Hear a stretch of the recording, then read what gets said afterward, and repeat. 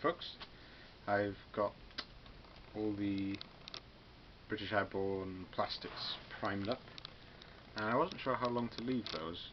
I've given them overnight now, and it's probably getting on like 16 hours later.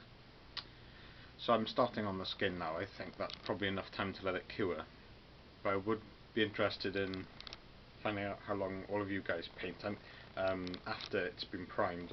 I'm sure you could leave it even after it's touch dry, but I do like to leave it at least overnight and 24 hours if possible, if I have the time, but more often than not I don't have the time to wait for that. I think plastic's probably less fussy, but metals now, would you paint after they've been primed?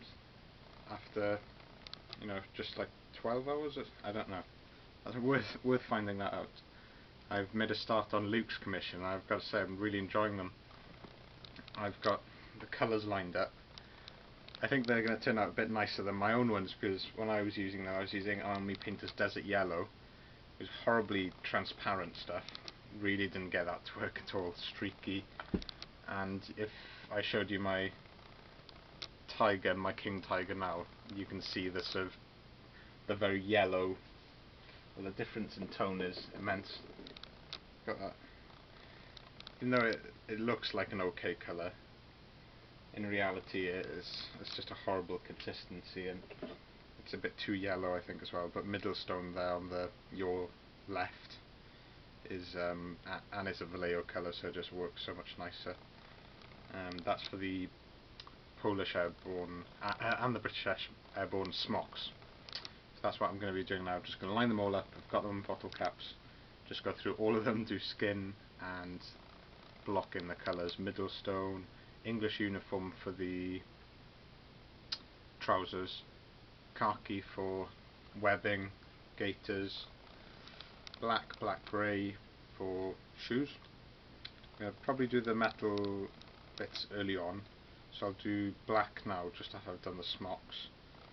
Then I'll go in with gunmetal grey because I like that to dry out nicely, and I don't like contaminating the metal paints with my acrylics, my other acrylics.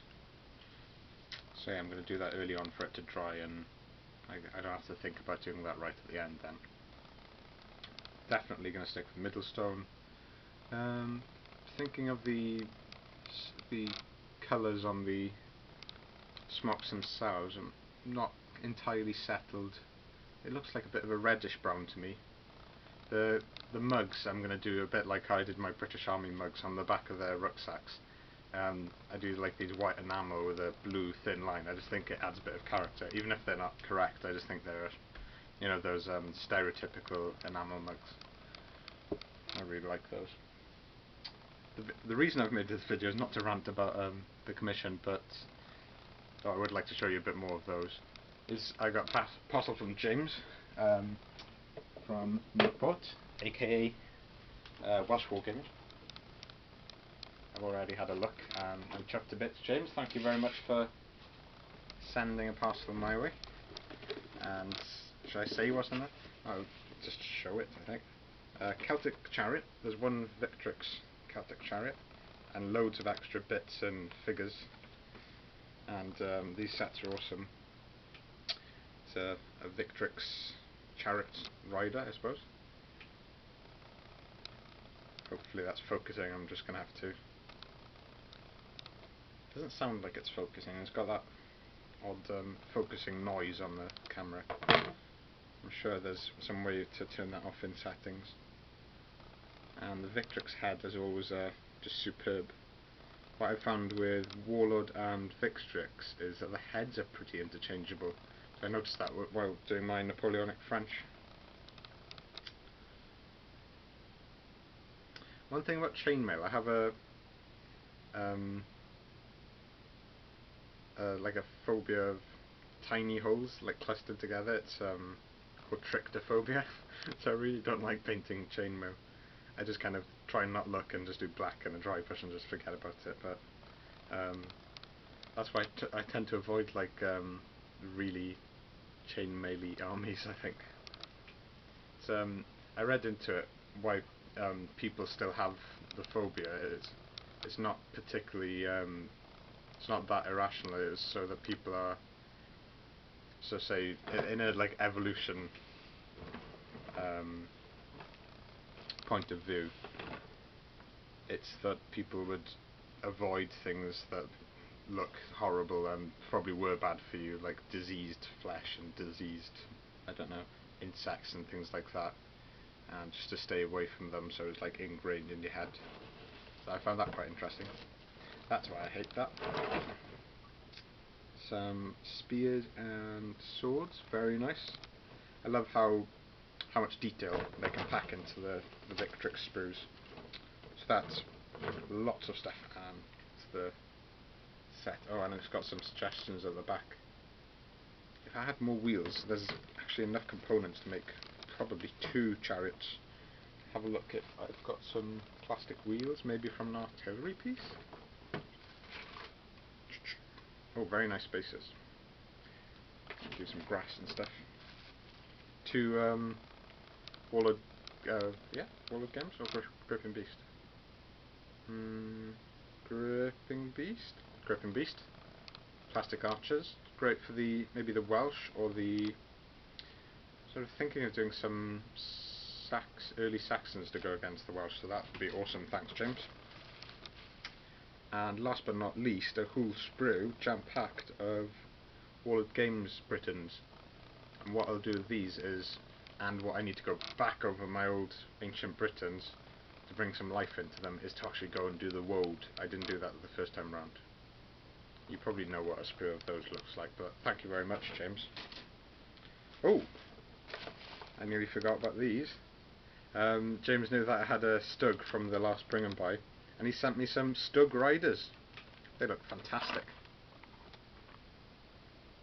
Really looking forward to doing those. What I'll do is clean them up, prime them separately, and super glue them to the Stug itself. And I've already got a grey. Oh, I've got a can of white primer, so that I could have a few dustings of that, and that would be like its winter Ardennes camouflage.